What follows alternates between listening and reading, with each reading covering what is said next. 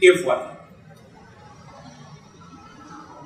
Tout de suite, et avant tout propos, je préfère vous dire à toutes et à tous que je suis un croyant, un musulman, un bon, voire un très très bon d'ailleurs.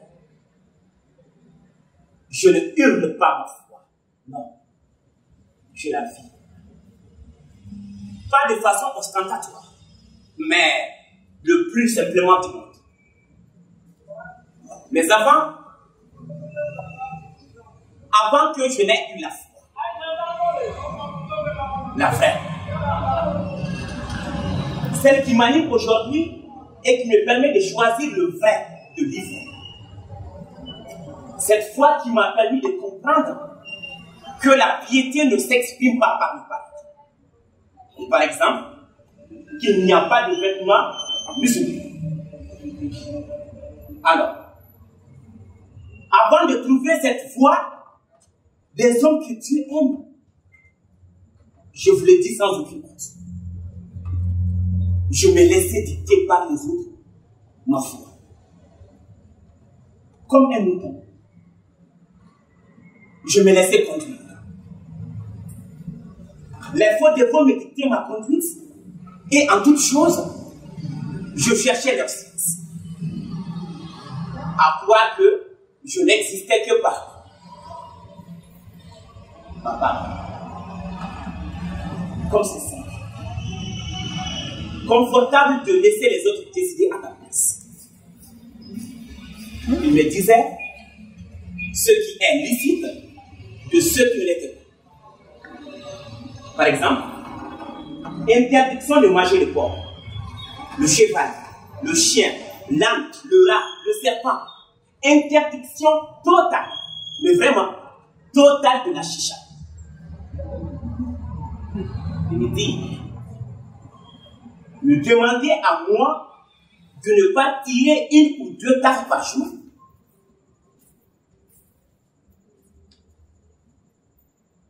Il me disait que le blanc est la couleur de la pureté.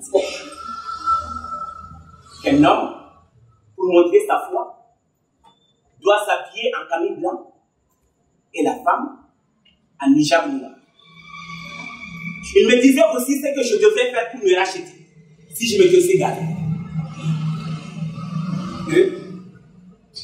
Il savait quand est-ce que je me suis éloigné de la voie du Seigneur. Et quand il ne se savait pas, les puissants pour me garder dans leur lien, ils évoquaient la sunna et autres hadiths. Et ils me ramenaient dans les droits chemins. J'avais fini par remettre tout mon destin dans leur main. Je voudrais la vie de l'au-delà à cette fille sur terre. Cette vie sur terre n'est qu'un passage bref.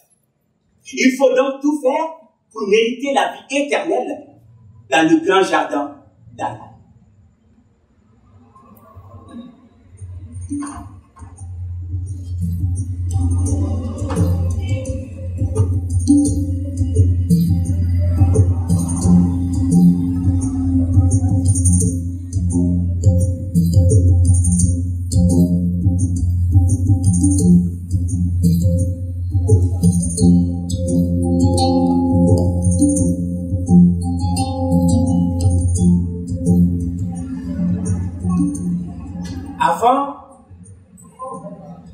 Avant, je n'aurais jamais accepté d'être avec vous, tel que vous êtes.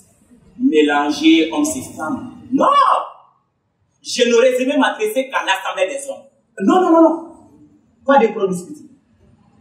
Les hommes à part et les femmes de leur côté. Sinon, Satan est présent.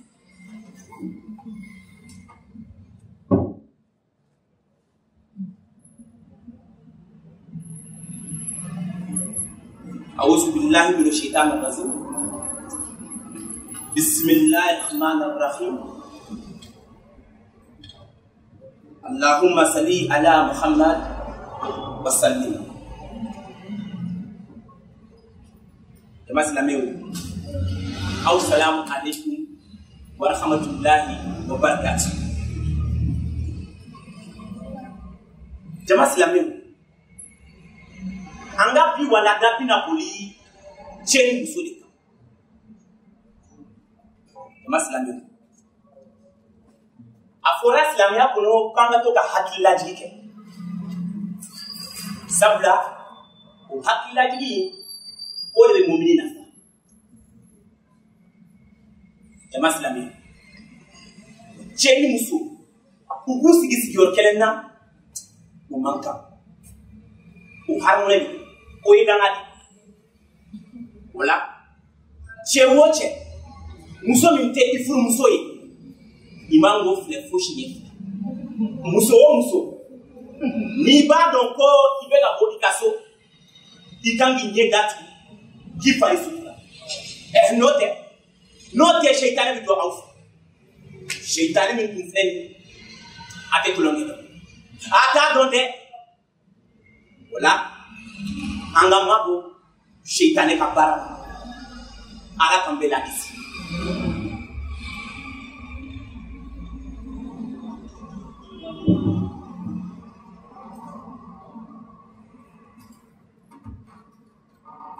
Et là-dessus,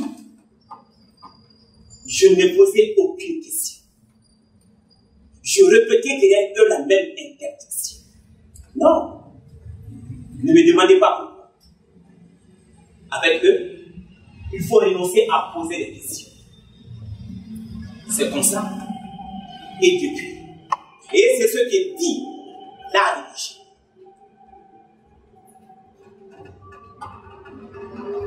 Bon. Il y a des moments où tu te poses des questions. Même si tu ne veux pas, les questions sont juste comme cela. Tu as beau chasser le diable, réciter des sourates, rien à faire. Les questions te bousculent. Non! Je ne parle pas de doute. Mais comment dire? Disons des moments de faiblesse. Des moments où, si tu es bien inspiré, tu fais 2 rakas et sollicites la protection de ton Seigneur. Sinon, tu chasses à coups de sourate le grand diable, la tentation. Oui, j'avais embrassé le jihad. J'avais suivi mes guides. Il nous promettait la récompense dans un monde meilleur. Et qui ne voulait pas de ce paradis? Hein? Qui? J'étais prêt à renoncer à tout. Je ne perdais rien. Et surtout que les guides m'avaient dit que si je mourais dans ces combats, que j'irais directement au paradis.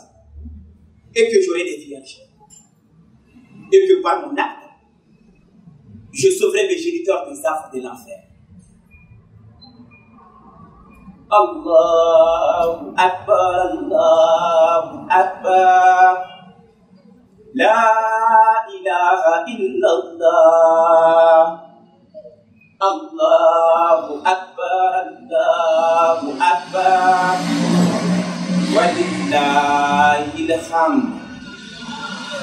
Allahu akbar kabira. Wa subhanallahi bukratan wa azila. La ilaha illallah. Allahu akbar, Allahu akbar. Walillahil hamd. Oui, je suis un croyant. J'aime bien ma religion et je suis prêt à donner ma vie pour elle. Je ne me suis jamais posé la question de savoir si la conduite du guide de nos chefs éclairés était exempte de reproches. Si cela était conforme à la vie du croyant, non. Jamais, en aucun cas, je ne m'étais effleuré par le doute. Dieu est grand et son amour infini.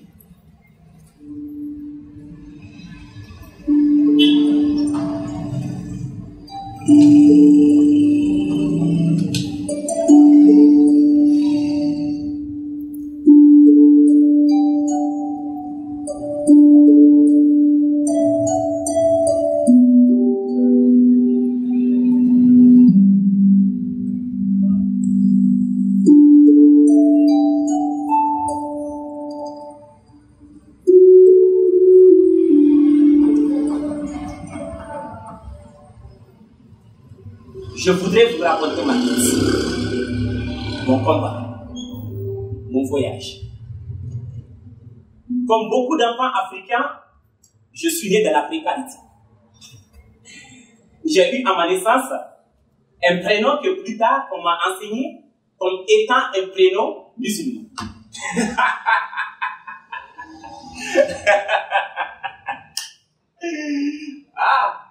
J'ai vu comment des copains à moi étaient raillés parce qu'ils portaient tous des prénoms que nous comprenions, que nous savions ce que cela veut dire. Par exemple, mon ami Jala, le Kaïsedra, Faka, qui veut dire Anne, Sungalo ou Meha en Songoya, qui veut dire Ramata. Le sens de ces prénoms était connu de tous. Et pourtant, ils nous disaient que cela n'est pas musulman. À croire que ceux qui sont musulmans ne devraient être connus que par une minorité, des érudits, que par les guides. Voilà.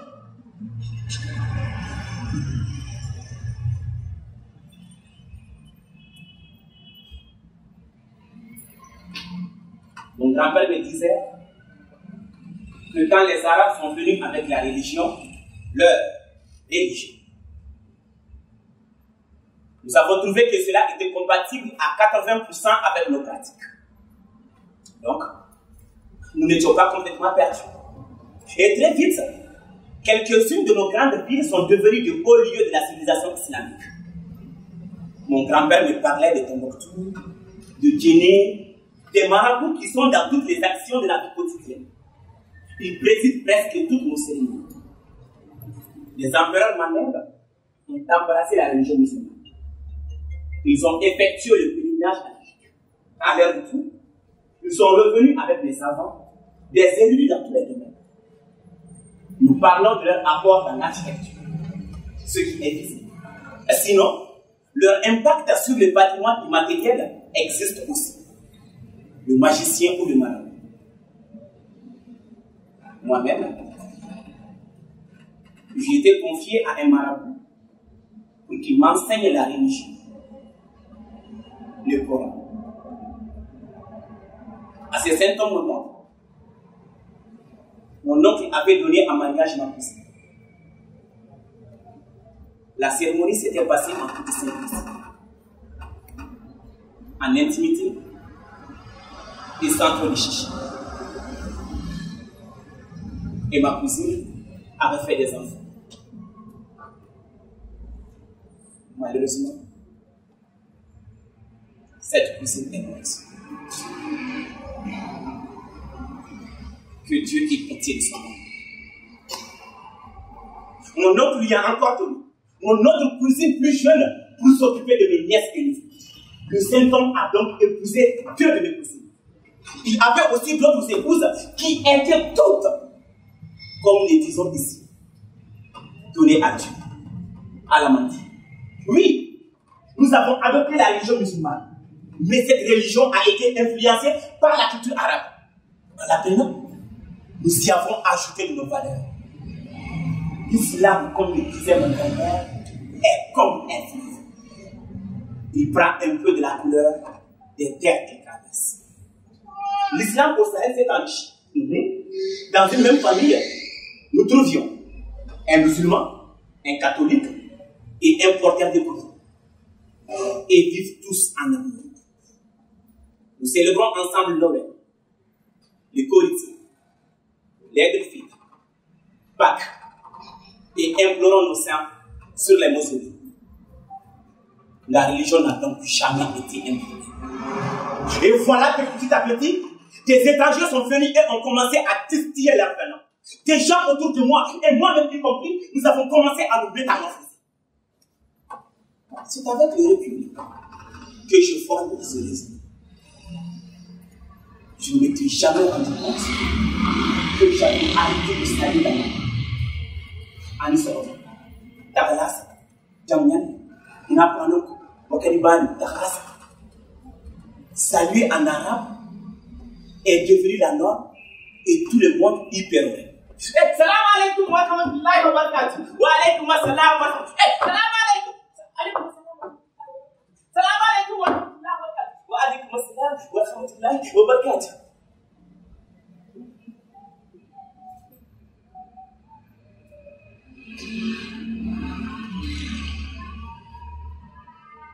Ensuite, nous avons commencé à nous critiquer. À critiquer nos habits. À trouver des habits halal. À traficoter nos chansons et airs populaires. Le zikir et des nouvelles normes de notre appareil. Un peu chaque jour, le fossé se creuse. Des ignorants autour de moi prenaient la parole partout. À la radio, à la télévision, sur les réseaux sociaux. Ils décidaient de condamner.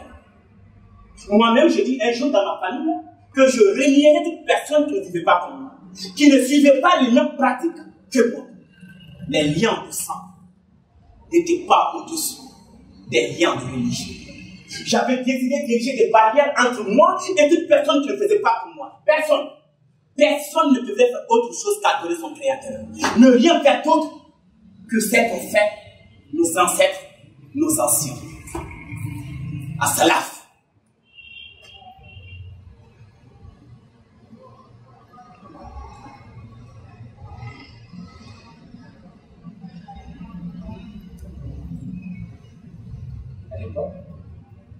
Personne ne pouvait me dire que mon ancêtre n'était pas un arabe. Et je ne pouvais pas faire la différence entre arabité et islam. J'étais comme ces jeunes hommes qui un jour est sorti des toilettes en catastrophe pour nous annoncer la fin du monde. Il était complètement retourné, les yeux hagards. Il a fallu le calmer. Et pour toute explication, il a voulu que nous allions nous-mêmes voir la preuve de la fin du monde. Nous l'accompagnons dans les toilettes pour observer que quelqu'un s'était étorché avec un papier journal.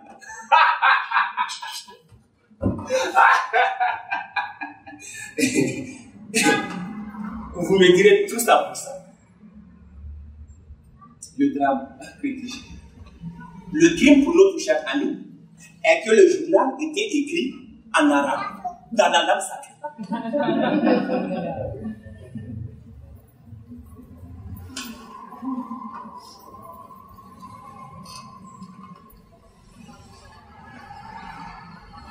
J'ai eu plusieurs fois la preuve de notre relation ambiguë avec cette langue. Ah, tiens, à l'époque, j'avais tout appris. J'étais dans les comités de gestion de la mosquée. Nous allions aussi parfois à l'intérieur du pays faire la dawa.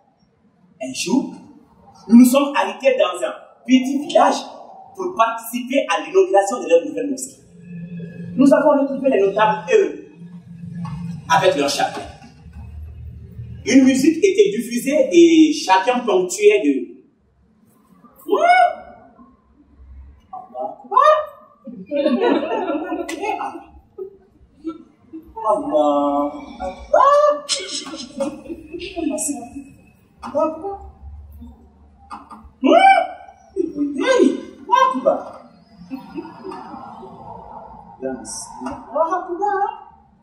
Allah Akbar.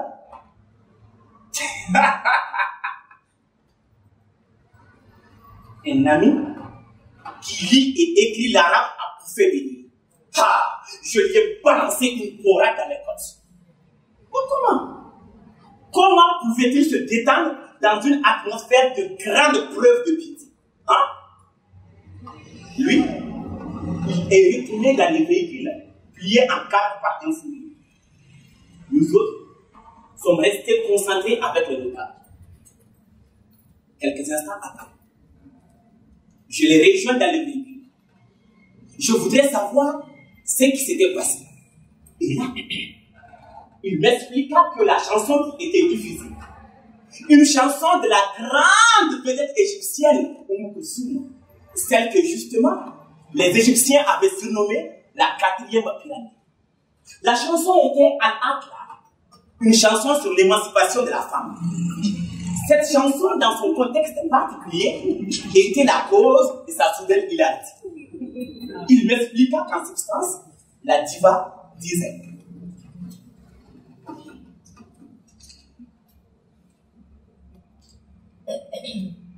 donne-moi ma liberté et lâche-moi les mains. J'ai tout donné et il ne me reste plus rien. Ah, par ton emprise, mon poignet saigne. Pourquoi ne pas l'épargner et rester comme je suis?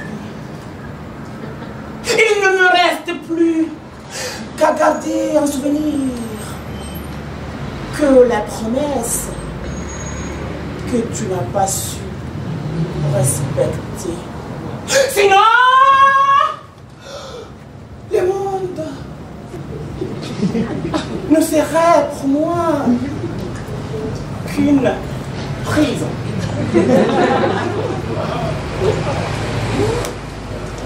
Simplement, les pauvres ne pouvaient pas savoir que la langue arabe pouvait être un véhicule pour la poésie. Cette langue n'est-elle pas celle que nous allons tous parler du paradis? Donc, impossible qu'elle serve à exprimer des sentiments bassement humains.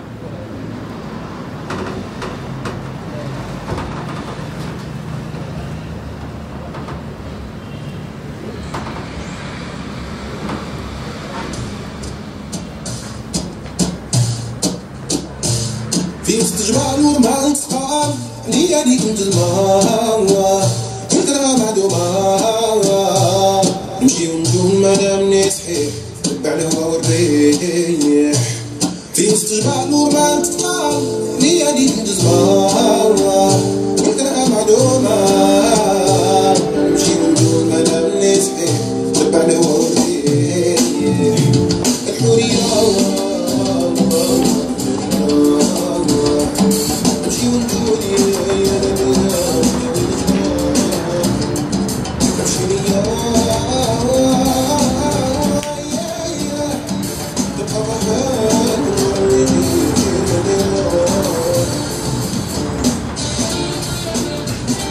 Mes parents m'ont élevé dans la crainte de Dieu. À l'époque, je n'avais pas de boulot, mais j'avais la foi. Lorsque j'ai appris que ceux qui occupaient le nord du pays voulaient appliquer la charia, je me suis précipité. Je rencontrais des gens qui fuyaient le nord et je condamnais ces hypocrites. Mais comment? Comment? Vos parents sont musulmans. Pour une fois, vous allez vivre dans un pays musulman, selon la charia, et vous refusez? Waouh, Kuba. Je me suis précipité. À mon arrivée, j'ai été me présenter au responsable de la Katiba. j'ai eu une arme. Toute la journée, nous avons fait des exercices de tir. La nuit, je me suis retrouvé avec le groupe qui devrait faire la patrouille en ville dans le secteur 1. Oui, la ville était divisée en secteurs. Nous sommes partis faire le tour du secteur. Vers minuit, Suleiman, un jeune avec qui j'avais lié amitié, proposa que nous amusions un peu. Nous étions devant la maison des notables. Suleiman proposa de le couvrir. Il tapa à la porte. Le chef de famille ouvrit la porte. Suleiman lui donna un coup de crosse. L'homme tomba en criant. Sa femme sortit. Suleiman lui ordonna de faire sortir sa fille. Elle hésita. Suleiman lui asséna une belle gifle. La fille sortit et se précipita sur sa mère. Suleiman et les autres se saisirent d'elle. Suleiman et les autres se saisirent d'elle. L'entraînèrent dehors. La fille se débattait. J'étais là, interdit, me demandant qu'est-ce que c'était cette histoire. J'ai ramassé 2 kalachnikovs qui étaient tombés et suis sorti. Derrière le mur, il violait la fille. Je suis rentré au camp déporté. Après, ils ont ramené la fille. Le lendemain, lorsque le père de la fille est venu, ils lui ont demandé d'aller faire coudre un voile intégral pour sa fille. Qu'ils ont pris la fille que parce qu'après son passage, il y avait un effluve de parfum. Donc, une jeune fille ne doit pas se parfumer.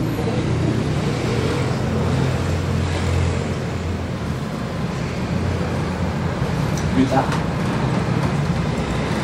j'ai assisté de force à plusieurs cas de viol. Un jour, nous sommes rentrés dans la maison des notables. Nous l'avons obligé à nous donner ses moutons. Le crime pour lequel nous l'accusons, dans la chambre de son fils, il y avait le poster de Lionel Messi. Ah oui, nous n'aimions pas le poster. C'était des raisons valables pour condamner les jeunes garçons. Et pour les filles, nous disons qu'elles portaient des rangées de perles. Mbaya. Voilà. Autre crime que nous condamnions, la sonnerie de téléphone. Autre musique en dehors de l'appel à la prière était condamnée. Les hommes ou les femmes qui portaient des tissus avec effigie ou texte étaient condamnés. Nous avons condamné des gens à recevoir publiquement des coups de fouet sous prétexte qu'ils vivaient dans l'adultère. Dans mon rang, j'ai vu comment était organisé le trafic de la drogue. Comment la drogue était convoyée et disséminée. Mon oncle m'a dit, des gens sans foi ni loi sévissaient. Dans le camp, je pouvais compter sur les doigts de la main ceux qui priaient. Nous avons souvent braqué les bus. J'ai assisté aux scènes de vagabondage auxquelles se livraient les pseudo-combattants de la foi. Un jour, après avoir enterré sur la route notre engin improvisé, le chef a remis à un pauvre petit éleveur qui faisait paître ses quelques chèvres dans les environs. Le chef lui a donc remis un téléphone portable, quelques biscuits, en lui recommandant d'appuyer sur la touche rouge pour faire coucou aux militaires quand ils passeront avec leur camion. Quelques instants, j'ai entendu le grand boum et vu l'immense fumée monter. Quelques minutes après, j'ai vu le garçon complètement retourné. Il était devenu comme fou. Il criait. Il criait en disant, j'ai tué, pauvretement, oh, j'ai tué. Le chef lui a remis 2 belles chiffres pour les calmer. garçon est resté là, à couler cela. Quand j'ai vu les corps déchiquetés, le camion calciné, j'étais devenu confus. Et je balançais sur mon équipe le contenu de mon chargeur. Oui! Je n'étais pas au service de Dieu, mais bien de Satan.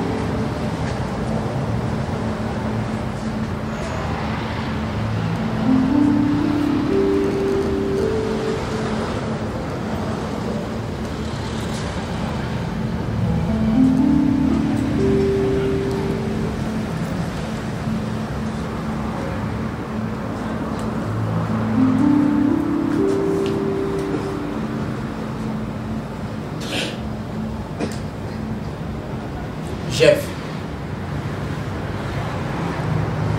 vu de mes propres yeux des combattants de la foi incendiés des crimes, brûler les cases. J'ai vu des hommes saboter des ponts, casser des barrages de retenue d'eau.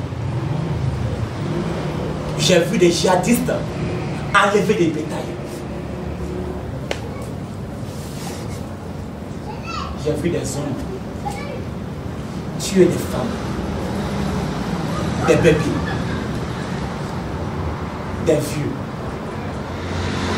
J'ai vu des hommes se régaler des images sordides qu'ils avaient prises au cœur de l'action, sur des terres calcinées où de restes de vie se consument. Eux, Ils regardaient le film de leur action sur leur portable. De mémoire donc, jamais autant d'horreur n'a été commise sur cette terre. Dans les guerres tribales, nos ancêtres ont toujours protégé les plus faibles. Nous disons ici que l'esclave, c'est le brave pris sur le champ de bataille. Ici jadis, nous avons plus peur de la force vitale des animaux que nous abattions. Voilà pourquoi nous n'étions pas pour le plaisir de tuer. Ceux qu'on qualifiait de caves respectaient la vie humaine. Pour enlever les écorces d'une plante, ils lui offraient un présent. Ils respectaient le règne animal, végétal. Et le sacrifice humain était banni. Alors, qu'est-ce qui s'est passé? Qu'est-ce qui s'est passé?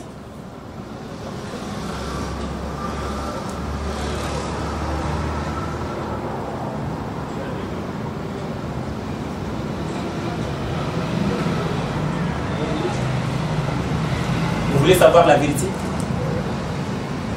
La vérité vraie, grande et ouverte comme la bouche d'un âne qui brûle. Eh bien, le Boeing qui a atterri dans le Sahara ne contenait pas que de la cocaïne. Il était bourré de tonnes de haine. Cette haine s'est répandue au nord et le vent l'emporte sur le reste du pays. Et comme il n'existe pas de vent favorable pour celui qui ne sait pas où il va, il préfère alors écouter les charlatans et autres renégats.